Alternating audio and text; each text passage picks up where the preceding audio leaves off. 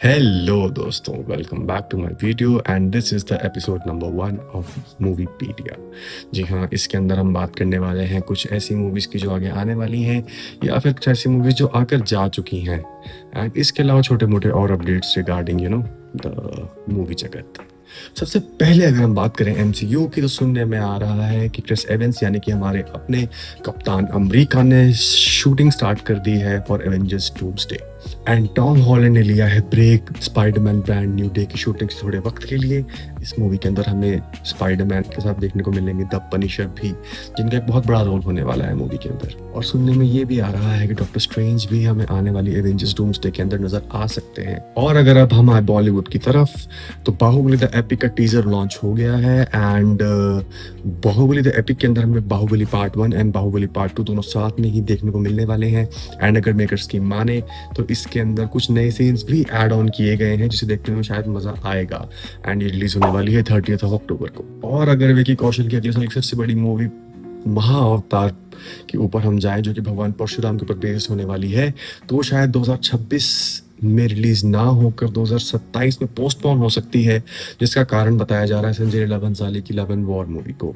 Because Vicky Kaushal ने 200 दिनों का जो टाइम स्लॉट है वो दे रखा है संजय लीला भंसाली जी को, जो कि स्टार्ट हो चुका है पिछले साल के ही एंड से एंड इस साल के एंड तक वो चलने वाला है। एंड इसके बाद ही वो मैडॉक की जो अपकमिंग महाअवतार मूवी है उसके ऊपर काम शुरू करेंगे।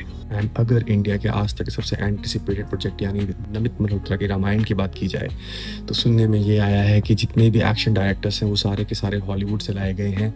एंड जितना भी एक्शन हमें देखने को मिलने वाला है मूवी के अंदर, वो सारा का सारा बहुत ही ग्राउंडेड होने वाला है एंड कुछ भी ओवर द टॉप नहीं देखने को मिलने वाला। एंड दृश्यम 1 और दृश्यम 2 की मैसिव सक्सेस के बाद दृश्यम 3 जो है वो हिंदी और मलयालम दोनों ही भाषाओं में साइमल्टेनियसली यानी एक साथ बनने वाली थी, लेकिन ऐसा नहीं हो रहा है। वो पहले मलयालम में शूट होगी एंड उसके बाद ही हिंदी में शूट होगी। इसका जो रीजन बताया जा रहा है वो कॉन्फ्लिक्ट बताया जा रहा है because of some legal issues. अगर हम डायरेक्टर जीतो जोसेफ की माने तो जो दृश्यम 3 है वो दृश्यम 1 और 2 की तरह थ्रिलर नहीं होने वाली है। रिसेंटली दिए हुए एक इंटरव्यू के अंदर उन्होंने बोला कि जब आप ये मूवी देखेंगे तभी आपको चीज समझ में आएगी। ऋषभ शेट्टी की कांतारा मूवी एक बहुत बड़ी सुपरहिट थी। 16 करोड़ के बजट में बनाई गई ये मूवी ने कमाए थे लगभग 300 करोड़ से भी ऊपर। इसकी इतनी ज्यादा हाइप की वजह से इसके इस साल आने वाले कांतारा चैप्टर 1 की जो थिएट्रिकल राइट्स की कीमत है वो 100 करोड़ रखी गई है।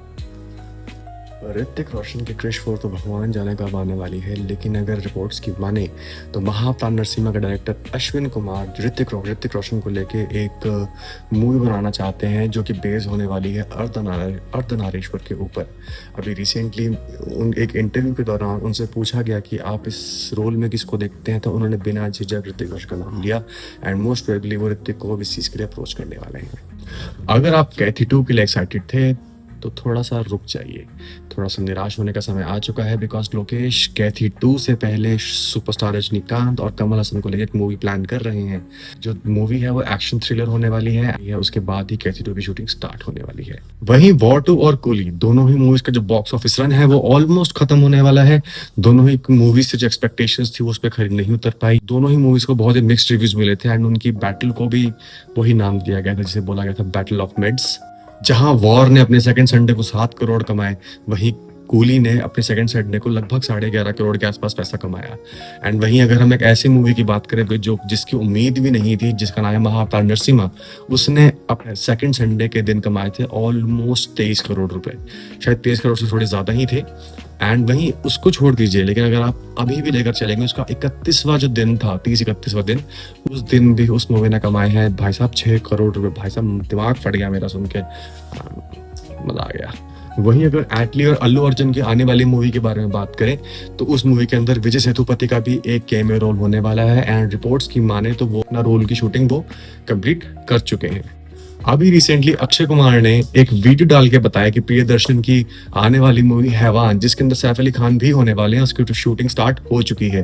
एंड अगर रिपोर्ट्स की माने तो ये जो मूवी है ये भी एक रीमेक होने वाली है। जी हाँ दोस्तों, ये रीमेक होने वाली है 2016 में आई मोहनलाल की ओप्पम मूवी की।